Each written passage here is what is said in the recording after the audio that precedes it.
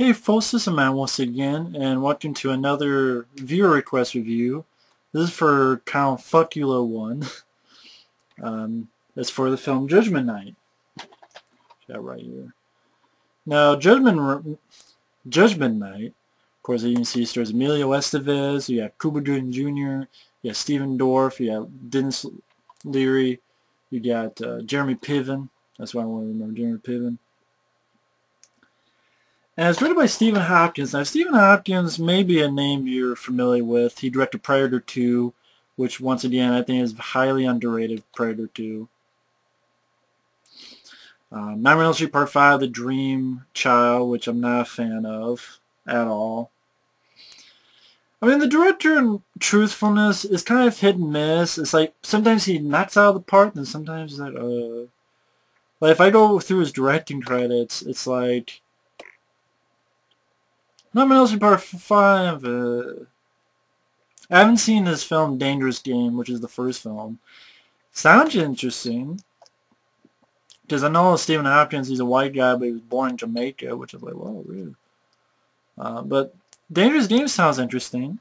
Computer expert and his friends disable a department store security system so they can rob it, but inside they're stopped by a killer. So stopped by a killer in a department store. Kind of interesting.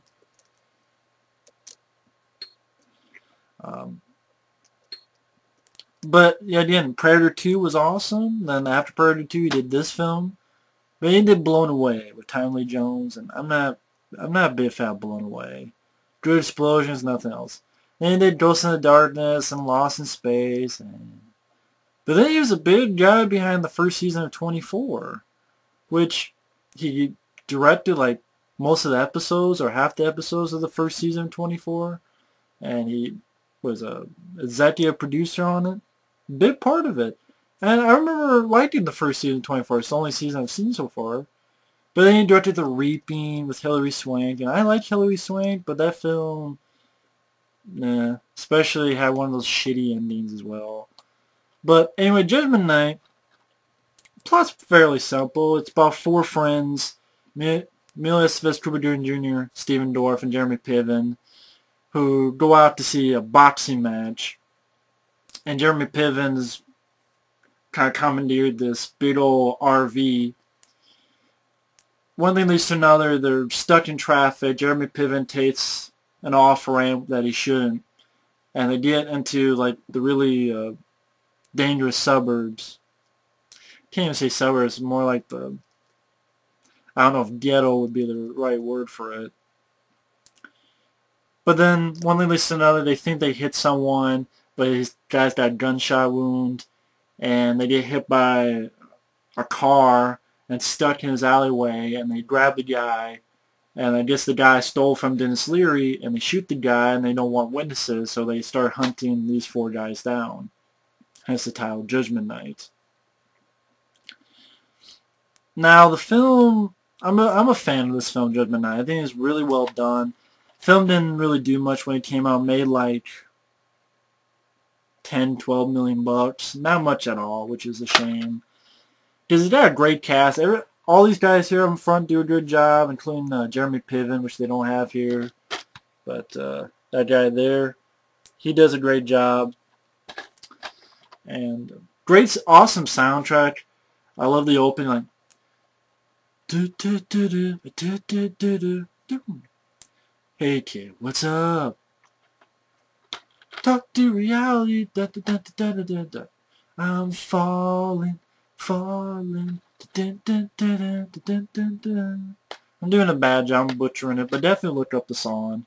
Has a lot of good songs. Has a good. I have the CD, the soundtrack. A lot of songs is like a mixture of rock and roll, like more rock and roll, more like not rock and roll, not heavy metal, but in between, and rap. You're just another victim, kid. You're just another victim. Just another victim, kid. A lot of cool songs there. You know, come and die with me. Dun, dun, dun, dun. Come and die. Come and die with me. Do the helter skelter. Sorry, I'm a fan of the soundtrack. Also, Alan Silvestri did the score. Now, apparently he did a score that was more electronic. They didn't like it, so they made him do a more orchestral. And, of course, Alan Silvestri had worked with Stephen Hopkins on Predator 2. And that's why sometimes the score sounds a little bit like Predator. Or Predator 2. Sounds a little bit like it. More like Predator. At times, you listen to the score, I'm like, wow, it kind of reminds me a little bit of Predator. The same guy scored it, Alan Silvestri. And they made him redo the entire score, so we'll like to know what the original score was. But Alan Silvestri is a fine composer. Really makes the film work, though, as a cast. Nice, solid idea. You know, Emilio Estevez's character is more of a family man, has a wife and a kid. Cuba Gooding Jr. is Emilio's buddy. Used to know Emilio when he was a kid, and at times reference how you used to have more balls back then. You used to be more hard ass, more of a badass. What happened with you? And later on, he's kind of the guy who, you know, he wants to be the hero, and you know, kind of wants to be sort of the hard ass of the group. Stephen Dorff plays Emilio's brother. Jeremy Piven does a fine job too. He's the friend who comes by with the RV, and he's a guy who, you know, pretty much has a victim on his forehead. You pretty much know if they're only going to pick one guy to die, well, first off, it's going to be the guy not on the cover.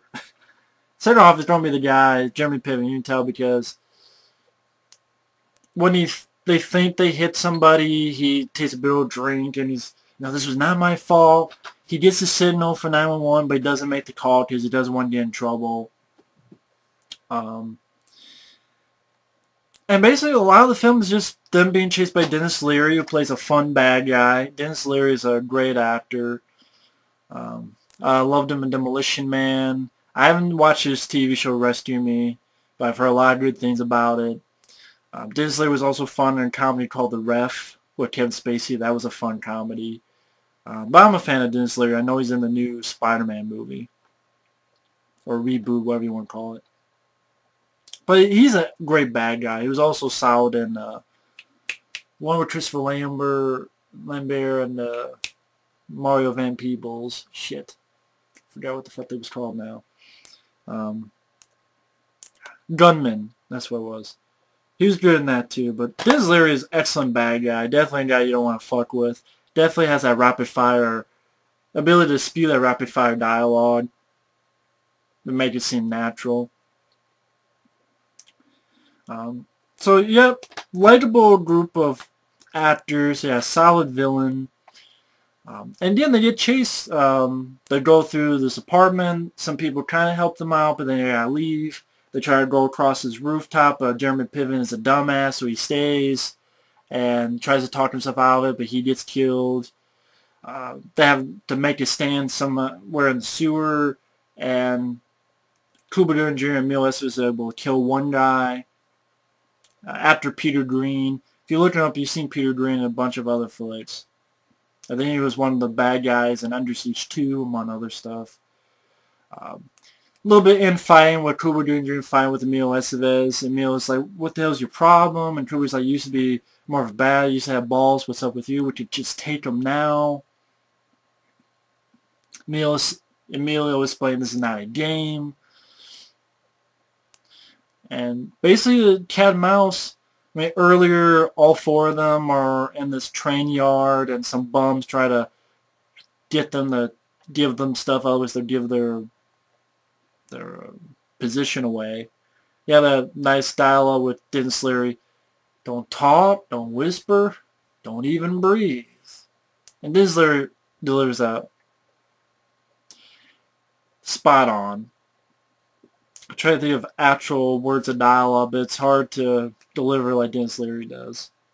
And Stephen Hopkins, I like him at times as a director. He's a very visual director. He does it with this as well. Moves the camera. Scene where Denis Leary sort of turns, and you see like a speck of light, like just focusing like on his eyes. Some nice director, like when the guy gets shot at the beginning. You kind of they replay the gunshot, but they focus on each person of the four friends' faces, see what their reaction is. I thought that was an interesting touch. So you do like nice directorial touches like that. Um, Stephen Hopkins definitely knows how to move the camera, which I liked. Uh, I don't really have much problems with the film. There's a nice ending where Cuba Gooding Jr. takes care of a second guy because they go into the store and, oh, the security, so they're actually happy that they're getting arrested, which I like. But then they have to fight out with the last two guys, and Cuba Gooding Jr. gets shot, but he kills one. And Stephen Dorff and Cuba hide in the bathroom while Emilio Estévez takes care of Denis Leary. Nice sort of fight between them. Nothing choreographed, but more of like a struggle and throwing here and there, and Emilio Estévez beating the shit out of Denis Leary. Another nice little touch is that when Denis Leary falls and he dies, you think they're going to do the fate steer, where Denis Leary just pops back alive for some reason, but they don't do that. I appreciate that. So I like those little instances you see, kind of like you think, oh, they're going to go that route, and they don't. I appreciate that. Overall, I really enjoyed Judgment Night. It's a solid pace, likable group of actors. It's a great cast. I mean, you pretty much know everybody in the cast. Emilio Estévez, I miss Emilio Estévez in films. I mean, I liked him as an actor. I know he's kind of, maybe that's why he's kind of, I know he directed that film The Way, starring his dad, Martin Sheen. He directed it. I know he directed that one years ago called Bobby. I haven't seen it, though. I know it has got a good cast. I guess he just leading a quiet life.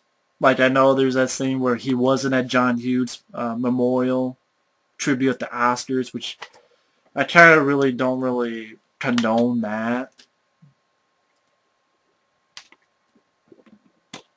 It's fucking John Hughes. You should have been at the Oscars no matter what the hell you were doing. But I can kind of understand why he wants to get out of the spotlight because of his brother. I'm not saying he's doing it because of his brother, but you look at Charlie Sheen and you're like, maybe Emilio's like, fuck that. I don't want to be like that. I don't want to be like Charlie. Crazy fucking dumbass. I bleed tiger blood. I'm winning. Win here, win there, win everywhere. They're like, fuck that. So, maybe that's why. Cuba Gooding Jr., it's kind of weird that his character, he has a conflict, like he's scared, but he wants to be a badass. Which is kind of weird, because Cuba Gooding Jr. has sort of become an action guy. If you think about the past films Cuba Gooding Jr. has done that have gone direct to DVD, in fact, Cuba Gooding Jr. is doing a film with Dolph Lundgren that's going direct to DVD. Like Dolph Lundgren, one of his next films, co-stars Cuba Gooding Jr. Yes, I am not bullshitting you. No, there's no trailer or anything, at least by the time I upload this. But for those wondering, it's a film called,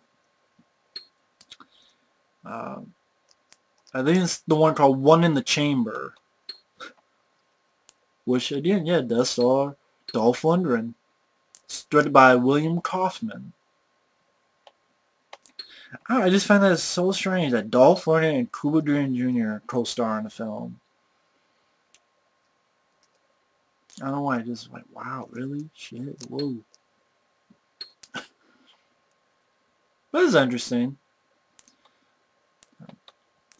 I know it's not that film Skin Tray, which Dolph wants to do. It's a different film, but kind of interesting. It's just weird, though, that like the hit list, which is basically Kubrick trying to do his best Tom Cruise impersonation from Collateral. It looks like that. It has the same suit.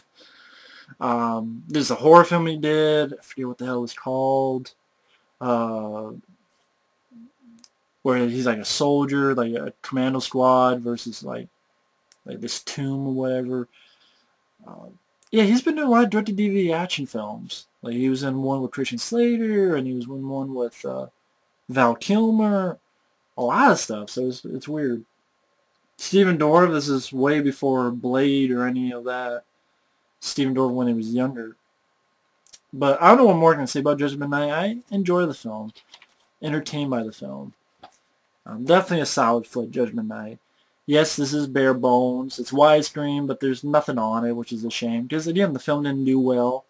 I don't even think it has really a cult following or anything. But Judgment Night, definitely a solid film. Didn't deserve to bomb like it did. Didn't deserve to be forgotten like it has. If you're a fan of these actors, definitely check it out. It's worth a look. So thanks for watching, and take care. Later.